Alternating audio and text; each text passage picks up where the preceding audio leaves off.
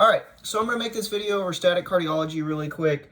I printed off kind of like a study guide, somewhat cheap sheet. This isn't the answers, right? This is more or less like a cadence of things that in the order that might help you memorize some of these algorithms. So it's not the end-all be-all, it's just a tool in your toolbox, so just keep that in mind. So you'll find this on Canvas. So let's start with asystole and PEA. You will notice those are in the same algorithms, asystole, PEA, same care. It's someone in cardiac arrest. So how we state that is, if it's asystole, say this is asystole, I would start CPR, ventilations, and then move to an advanced airway, IVIO access, epinephrine, 1 to 10,000, 1 milligram every 3 to 5 minutes or as needed. Rapid transport to the closest, most appropriate facility. That's it. That's all you got to do.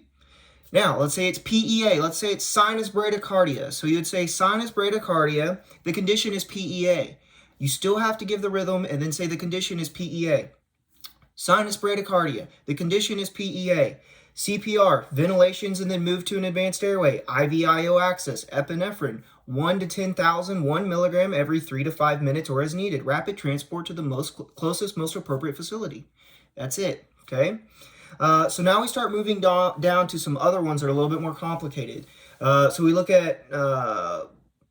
I say what's generally considered unstable. Remember, this is just generally. I think you'll do a pretty good job of determining is this patient stable or unstable. So generally, not always, your patient's considered unstable if they have chest pain, loss of consciousness, an altered mental status, unconsciousness, irregular breathing, those things that make you like, oh wow, this is a really sick patient, okay? So we look at VTach or ventricular tachycardia with a pulse. Do not get caught up on they don't have a radial pulse. If they have a pulse, it's VTach with a pulse. And there's two different algorithms you can go with this. The unstable or the stable route. Typically with VTach, you will not see this in stable patients.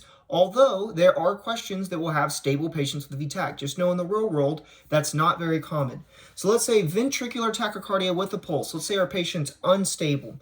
So unstable, VTach with a pulse. Synchronized cardioversion at 100 joules. IVIO access. Consider pain management or sedation. Fluid bolus. Keep SATs above 94% with oxygen as needed. 12-lead ECG. 150 milligrams of amiodarone over 10 minutes. Rapid transport to the closest, most appropriate facility. Right? That's kind of what we've been doing. So it makes sense that that's what you would do for this patient.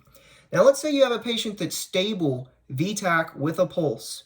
IVIO access, fluid bolus, keep SATs above 94% with oxygen as needed.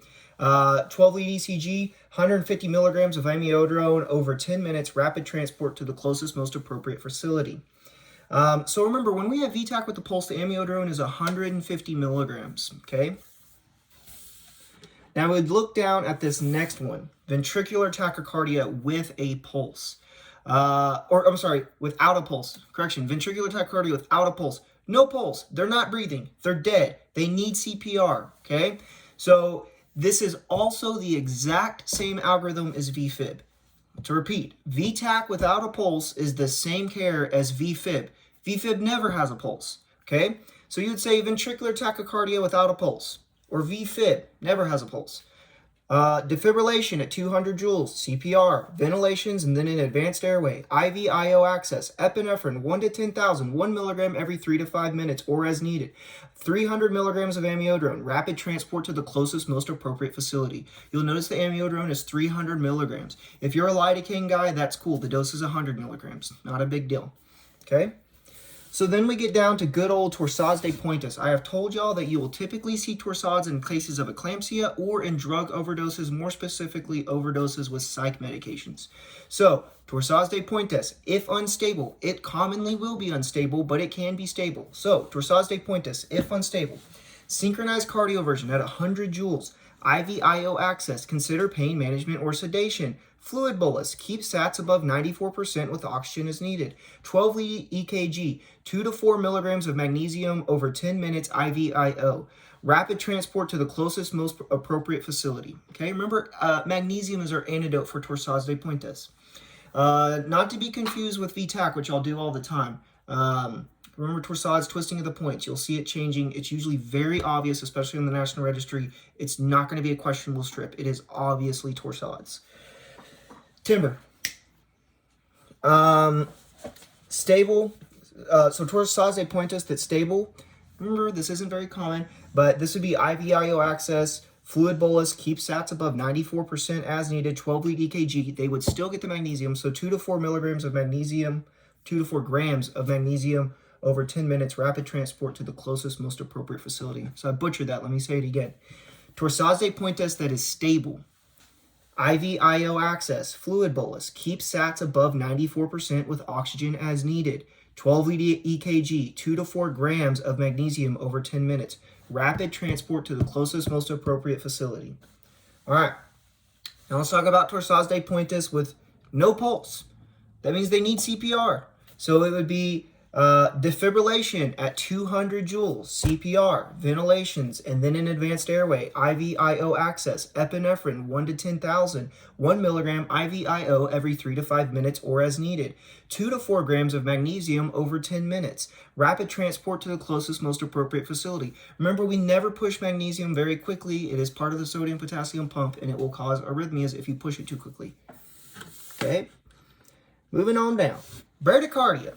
So any bradycardic arrhythmia, okay, any one of them, it doesn't matter if it's junctional, if it's what it is, any bradycardic arrhythmia, with the exception of a third-degree heart block. Remember, to clarify, if it's a third-degree heart block, atropine is contraindicated. We should not be using atropine in cases of third-degree heart blocks. So if we have a third-degree heart block, you would do transcutaneous pacing, IVIO access, consider pain management and sedation, fluid bolus as needed, keep sats above 94% with oxygen, rapid transport to the closest, most appropriate facility. You could do a 12 lead, but you're not going to be able to get a 12 lead when you're actively pacing someone. But remember, atropine's not indicated. You could also do with a third-degree heart block dopamine or epinephrine, like an infusion. Make sure you use the word infusion. All right, so let's talk about bradycardia if stable, okay? So bradycardia that's stable. 12 lead, IVIO access, keep sats above 94% with oxygen as needed. Atropine, 0.5 milligrams every 5 minutes, up to 3 milligrams of atropine. IVIO. Consider dopamine. The dose range for dopamine as an infusion for bradycardia is 10 to 20 micrograms per kilogram per minute, or epinephrine, 1 to 10 micrograms per minute, and you can do those drips if needed. So up to you. You're the boss of the sauce, whatever you want to use. I would typically start with atropine and probably move towards an infusion later on. The problem is it takes a while to set up these infusions, and atropine's really quick. So, but remember, we're careful in cases of chest pain with giving atropine. Remember, we can't control the rate with atropine, so you could have a rate that's at 40, you give atropine, and it goes up to 110, 100, and you could cause, more myocardial oxygen demand by increasing the heart rate, which would increase ischemia. We know that. All right, so bradycardia that is unstable. So transcutaneous pacing, IVIO access, keep sats above 94% as needed. Consider pain management or sedation. Okay, you see the asterisk. You can consider atropine, but if unstable, you will most likely use pacing instead of medication at first. If you decide to go the medication route, that's cool. You can do atropine, 0.5 milligrams, 5 minutes, every 5 minutes, up to 3 milligrams of atropine IVIO. Consider a dopamine infusion, 10 to 20 micrograms per kilogram per minute, or an epinephrine infusion, which should be 1 to 10 micrograms a minute if needed. It's up to you. You could start pacing someone, and while you're pacing them, put them on a dopamine or epinephrine drip and see if that can pick up the rate to where you can stop pacing them. All right. By the way, third-degree heart blocks are always going to fall underneath the unstable one. We would go straight to pacing. Tachycardia. Yes, SVT is any narrow complex tachycardia, okay? So if you have any rhythm that is narrow complex, it is technically considered SVT. Break down the word SVT. Supraventricular tachycardia, meaning above the ventricles. That is SVT. We're going to be working on clarifying like some atrial tach and junctional tach rhythms in class. But just know, any tachycardic arrhythmia, here's the treatment. If they're stable, we would consider vagal maneuvers, IVIO, fluid bolus, up to 250 milliliters, adenosine, 6-12-12 milligrams. Consider cardizem, 0.25 milligrams per kilogram for AFib or aflutter. Keep sats above 94% with oxygen as needed. That is for a stable patient, right? What we're seeing in class is some of y'all go here and then you say, If vagal maneuvers don't work and adenosine doesn't work and cardizem doesn't work on a stable patient, we're going to go to synchronized cardioversion, and that is not correct. We reserve synchronized cardioversion for those unstable patients only, not just because everything else didn't work. We don't do cardioversion on those patients, okay? All right, so tachycardia, where the patient is unstable, we would go straight to synchronized cardioversion. So unstable tachycardia, synchronized cardioversion at 100 joules, IV-IO access, consider pain management or sedation, fluid bolus, keep sats above 94% with oxygen as needed, 12-lead EKG, may consider adenosine or cardizem if needed, rapid transport to the closest, most appropriate facility. Once again, if they're unstable, you probably aren't going to want to mess with the medication. You would go straight to synchronized cardioversion, or at least in textbook land, that's what you would do, okay? So we're talking about chest pain. You are butchering this, guys. There's an order that this goes in, okay? When in doubt, remember Mona, just remember it's not in that order. 12-lead EKG, oxygen to keep sats above 94%, nitro, 0.4 milligrams sublingual, 325 milligram of aspirin, morphine as needed for pain management, rapid transport to a cath lab facility, or you could say rapid transport to the closest, most appropriate facility. That's it. That's all you gotta do. Supportive care. So when you get a question that is supportive care, I want you to say supportive care and then go into it, okay? You need to let the examiner know that you know this is a supportive care case.